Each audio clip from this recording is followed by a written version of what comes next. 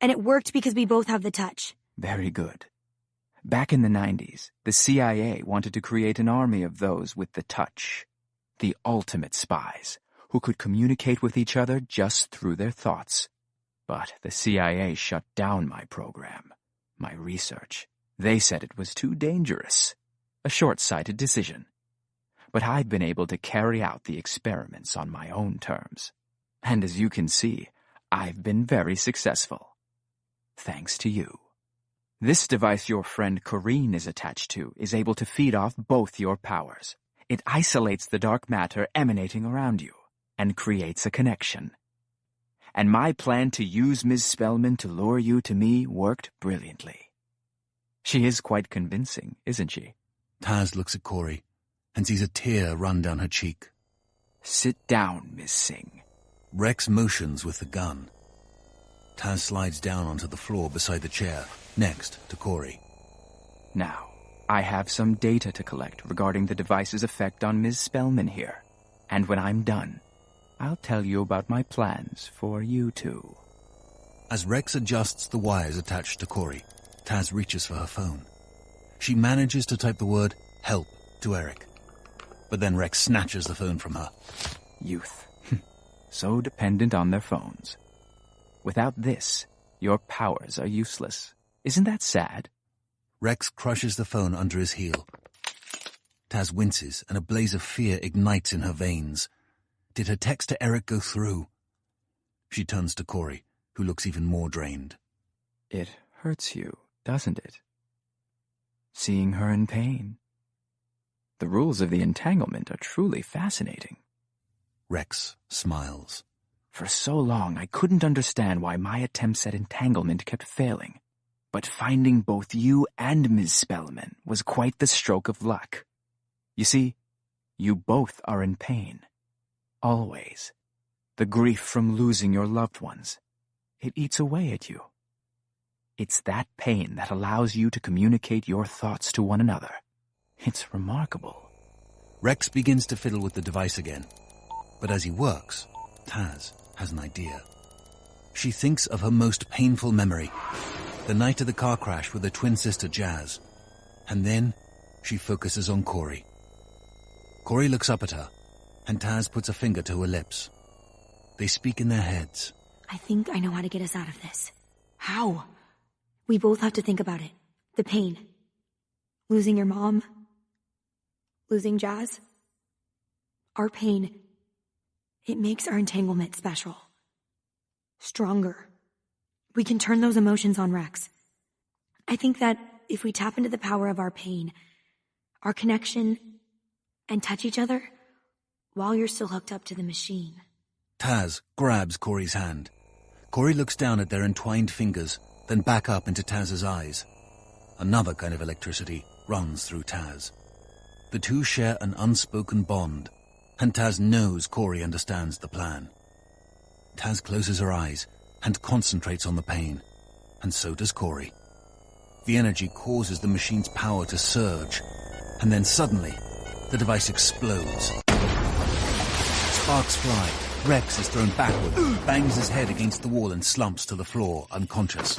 Taz moves quickly. She grabs her phone off the floor. The screen is smashed, but she can just make out a text from Eric. She unhooks Corey from the machine. Free from the restraints, Corey regains some of her strength, enough to pull herself up.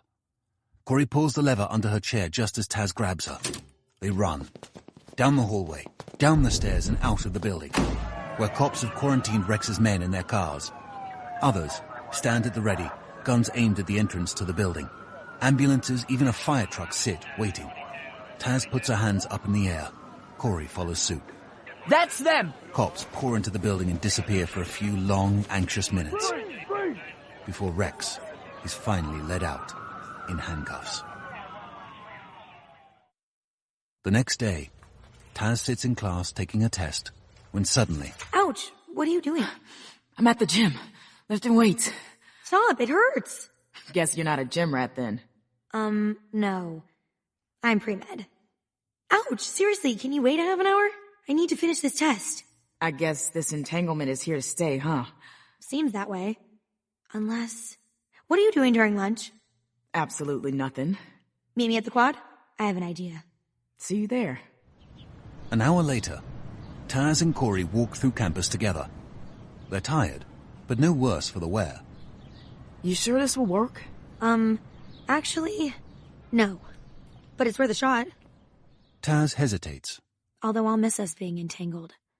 It was nice having someone like you to talk to. We can still talk to each other in real life. Right. If you ever want to see me again, that is. I understand if you don't. I set you up. It wasn't your fault. Is your dad... I called him. He's fine, thank God. And thankfully, Rex is in jail. Yeah, but you heard what he said. His work? It has roots to the CIA.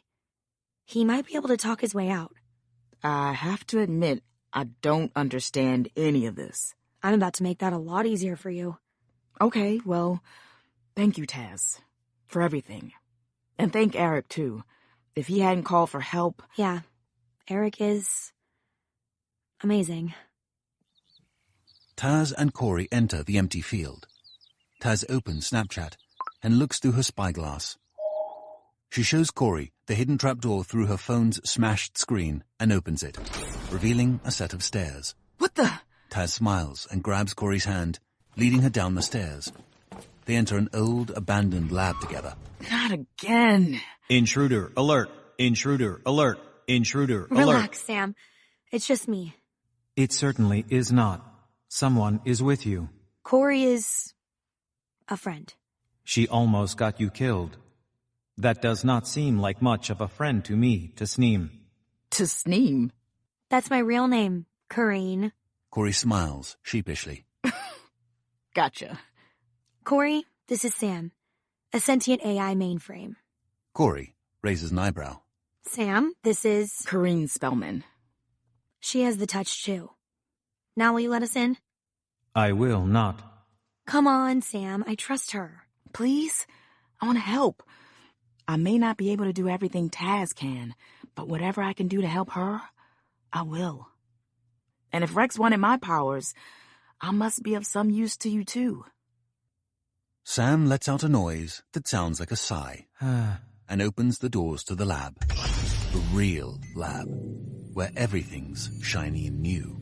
Tasneem, I have a new phone ready for you after last night's incident. You will find it on the table in the corner. Please try to be more careful with your phone from now on. Taz runs inside and grabs her new phone. Then she turns back to Corey, who's looking around in awe. Welcome to the PSI lab. Whoa. This has been on campus? Yep, this whole time. And that's... a particle accelerator. This bit is quite annoying, Tasneem. What bit? Finishing each other's sentences. Well, that's why we're here. We can still hear each other's thoughts. Yes, I see you are still connected in every fiber of your being. Can you separate us? Thankfully, yes, I believe I can. A machine in the corner lights up. A large antenna with a control panel attached to the base is hooked up to the accelerator. Using advanced sensors, this device will separate you at the molecular level. You will not hear each other anymore. Please, Corrine, Tasneem, put on these cranial devices. They each slip a silver helmet onto their heads. Wires drape down to the floor, where they connect to a machine with a large touchscreen. Thank you. And now, place your hands on the touch screen for identity verification. Both girls place their hands on the device. Their fingertips brush, and Corey blushes and looks away. Scan complete. You may remove your hands. Now, I will power up the machine. For this to work, I need you to think about one another. Your bond. The emotion that binds you together. Why? That will help isolate the brainwaves between you. Please, begin.